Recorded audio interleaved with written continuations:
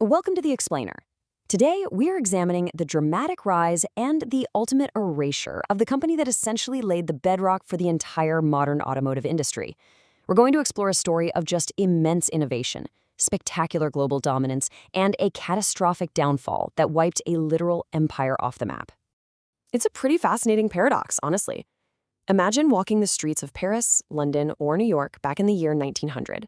The name de Dion-Bouton would be as ubiquitous as Ford or Toyota is to us today. I mean, they were the undisputed global leaders of car manufacturing. Yet, if you look around our roads today, they are virtually forgotten by everyone except, dedicated automotive historians and classic car collectors. So it begs the question, how does a pioneer with such an absolute monopoly just disappear? Okay, let's dive into this by just looking at the sheer scale of their operation. In the year 1900, Dion-Bouton was the second largest automobile manufacturer in the world, and by many metrics, easily the most influential. In that single year, their factory cranked out 400 complete cars and a staggering 3,200 engines. And remember, the assembly line didn't even exist yet. Every single one of these complex machines was being crafted by hand. They were outstripping their competitors by an absolutely incredible margin. Section 1. The Steam-Powered Beginnings.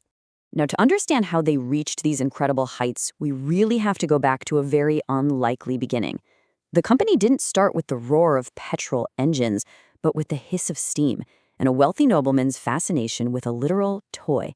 In 1881, the Marquis Jules Albert de Dion saw a steam-powered toy locomotive sitting in a Parisian store window. He actually tracked down the toy makers, two struggling engineers named Georges Bouton and Charles Tricycle, who were just eking out a living making scientific toys. Well, the Marquis had the money and the vision, and the engineers had the technical brilliance.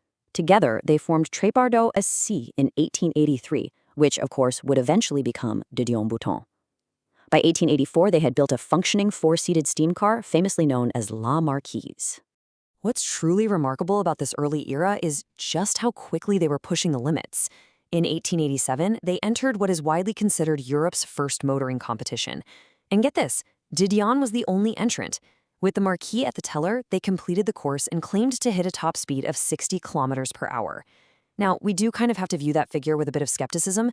The first official land speed record, which was set over a decade later in 1898, was only 63.15 kilometers per hour.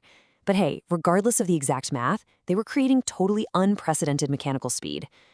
So, the crucial takeaway here is that they weren't just building fun novelties. They were solving real foundational engineering problems. Charles Tricycle actually designed an innovation that outlived the company itself, the de Dion tube. So instead of a traditional live axle that carried both the heavy weight of the vehicle and the driving force, Tricycle created a dead axle beam just to carry the weight. This brilliantly allowed universally jointed drive shafts to operate completely independently without bearing the heavy load of the chassis. It drastically improved suspension and handling. In fact, it's so good that variations of it are still used in performance vehicles today. Section 2. The Petrol Engine Revolution. As brilliant as their steam tractors were, the world was standing on the brink of a massive technological shift. The 1890s brought the dawn of the internal combustion engine, and it completely turned the company's foundation upside down. This technological shift triggered a really bitter ideological battle that ultimately fractured the founders. Charles Tricycle was a staunch, uncompromising supporter of steam power. He genuinely believed it was the only viable future for transportation. But the Marquis de Dion and Georges Bouton, they saw the writing on the wall. They realized internal combustion was lighter, it was more efficient, and it was way faster to start. When the company officially pivoted to petrol, Tricycle actually resigned in December of 1893. He just walked right away from the empire he helped build. So, leaving steam behind, Georges Bouton set to work on petrol. And in 1895, he achieved a massive, game-changing breakthrough. You see, early internal combustion engines ran incredibly rough. They vibrated violently and would essentially destroy their own bearings at speeds of around 900 revolutions per minute. Bouton's genius solution was totally counterintuitive. He pushed it faster. By refining the ignition and balancing the engine, he drastically increased the speed to an unprecedented 3,500 RPM. While typically run closer to 2,000 RPM because of carburetor limits, this high-revving, lightweight engine was smooth, reliable, and it completely revolutionized early motoring.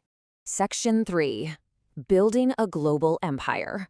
Armed with Bouton's reliable, high-speed petrol engine, the company entered an era of just explosive growth. They scaled up from simple motorized tricycles to proper four-wheeled automobiles known as voitchettes. But what made Dion-Bouton a true titan wasn't just the cars they built, but how they built them. Long before Henry Ford's assembly line, they were pioneering the structural concepts of modern manufacturing. They established dedicated research and development departments. They created standardized, interchangeable parts, meaning a broken gear could be easily swapped out. They instituted rigorous testing protocols, including chemical laboratories and metal hardness testing. And they did all of this to offer unprecedented value for the man of modest means. Section 4. Powering the auto industry.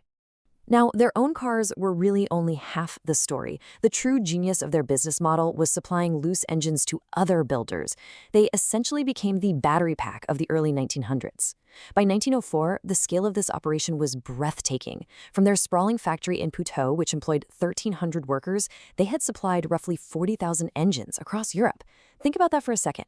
Decades before globalization was even a buzzword, they were mass-producing these precision mechanical hearts and shipping them to literally anyone who wanted to build a car or a motorcycle. And the list of companies that relied on Dion-Bouton to get off the ground is basically a who's who of legendary marques. Louis Renault modified a Dion-Bouton to build his early machines. Over in America, pioneering motorcycle brands like Indian and Harley-Davidson widely copied the lightweight Dion-Bouton engine design just to launch their own empires. In total, over 150 different vehicle manufacturers use their engines. They weren't just a car company, guys. They were the operating system for the entire dawn of the automobile. Section 5. The Fall of Dion-Bouton. Yet, as we know, no empire lasts forever. Let's look at the catastrophic strategic miscalculations that led to the downfall of this absolute juggernaut. Dion-Bouton built its massive wealth by dominating the really lucrative, affordable market of small, single and twin-cylinder cars. But as the 1900s wore on, they made a fatal error. They decided to abandon their core market to go fight the deep-pocketed Americans in the large four-cylinder space. They suspended their popular twin-cylinder models in 1908 and then completely terminated single-cylinder cars in 1912. The problem? American cars offered a high torque, smooth running, and much cheaper prices thanks to massive economies of scale.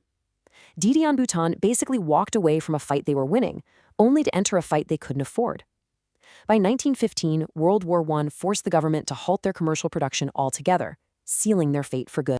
And while they were losing their grip on that affordable car market, they were busy getting distracted by prestige projects.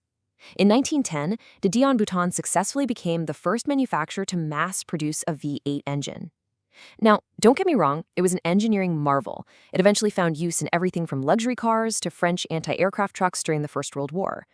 But for the core business, it was a wildly expensive distraction from the practical, accessible vehicles that had actually built their empire in the first place.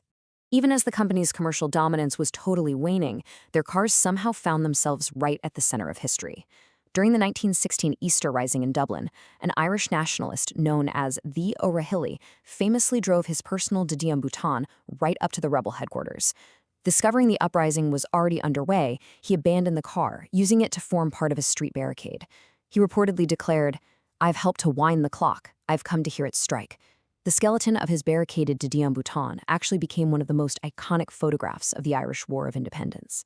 Section 6. A lasting automotive legacy. As the dust settled after World War I, the automotive landscape had completely changed, and the company just couldn't adapt to the new world. The factory reopened, sure, but it faced severe stagnation. Their cars were way too expensive to compete with mass-market imports, and they lacked the bespoke prestige of top-tier luxury brands. Production just slowly dwindled until passenger car manufacturing ceased entirely in 1932. But today, well, the collector's market tells a very different story. A brand that was originally dedicated to providing mobility for the man of modest means is now highly coveted. While a median survivor will run you over 46,000 pounds, an original steam runabout actually set an all-time record, selling at auction for nearly 3 million pounds. Dion-Bouton teaches us a pretty profound lesson about the nature of innovation. You can literally invent the future. You can build the very foundation of an entire industry. And you can still be swept away if you lose sight of the market that made you great to begin with. It leaves us with a really provocative thought. If the absolute undisputed pioneer of the auto industry could vanish from our roads and our memories so completely, which of today's untouchable tech titans might be completely forgotten tomorrow? Thanks for joining me on this explainer, and keep questioning the history behind the machines we take for granted.